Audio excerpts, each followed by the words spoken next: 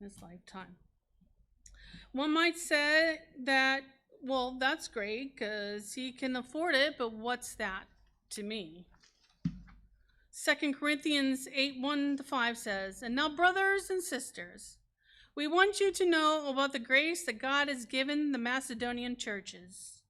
In the midst of a very severe trial, their overflowing joy and their extreme poverty welled up in rich generosity. For I testify that they gave as much as they were able, and even beyond their ability, entirely on their own. They urgently pleaded with us for the privilege of sharing in this service to the Lord's people. And they exceeded our expectations. They gave themselves first of all to the Lord, and then by the will of God also to us." And there's a lot in the Bible about generosity. Deuteronomy 16:17 says, "Every man shall give as he is able, according to the blessings of the Lord your God is given to you." Hebrews 13:16 says, "Do not neglect to do good and to share what you have, for such sacrifices are pleasing to God." You see, those Macedonians were excited to give. They were cheerful givers because they knew that this would please God to do so. There was a man named John Chapman, better known as Johnny Appleseed. If you go to Leominster, Massachusetts, you will find a rest stop just outside of that town. They have dedicated to him as it is his birthplace.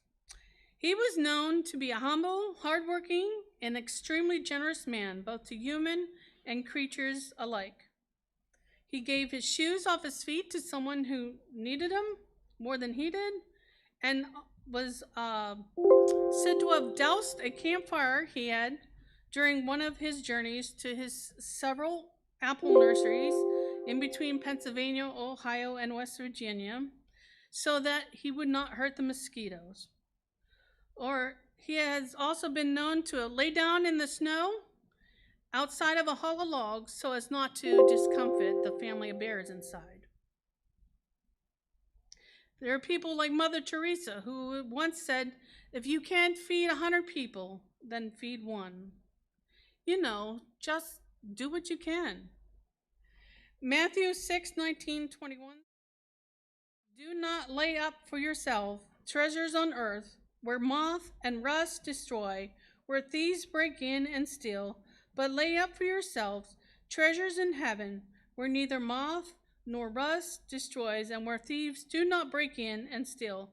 For where your treasure is, there your heart will be also." After all, the things of this earth really aren't ours anyway, are they? And I'm old, and I remember an old hymn that said something like, I think the first line is, "He owns the cattle on 1,000 hills, the gold in every mine." God owns everything, and everything that there is belongs to him, creator, governor, preserver of all things, and we are just stewards of it all. Like the parable of the talents, when the servants were given different amounts of money to invest, we cannot be like the third one who just buried in the ground. Now, my second new favorite word is parsimony. That is being stingy, close-handed, miserly. Think of Ebenezer Scrooge early on in the Christmas story. What we are put in charge of is not to keep or to hoard, but to share freely. Hebrews 13:16 says, "Do not neglect to do good and to share, because it pleases God." This is why we can and should be generous, because God has lavished on us. He is more munificent than we could possibly imagine. We want to please him. How? Just be generous, because we cannot outgive God. Luke 6:38 says, "Give, and it will be given to you. A good measure, pressed down, shaken together, and running over will be poured into your lap. For what the measure you use, it will be measured to you. If we take this time to be generous, to give all we can, share everything with a cheerful heart, God is pleased. God, who lavishes his blessings on his love and his ultimate sacrifice of his only Son to die in our place on the cross, is there any reason not to? Everyone can afford to. But the question is, can we afford not to? There's a parable in Luke 12:16-21 that says, "Then he told him this story. The farm of a certain rich man produced a terrific crop, and he talked to himself and he said, 'What can I do? My barn isn't big enough for this harvest.' Then he said, 'Here's what I'll do. I'll tear down my barns and build bigger ones. Then I'll gather in all my grains and goods, and I'll say to myself, Self, you've done well.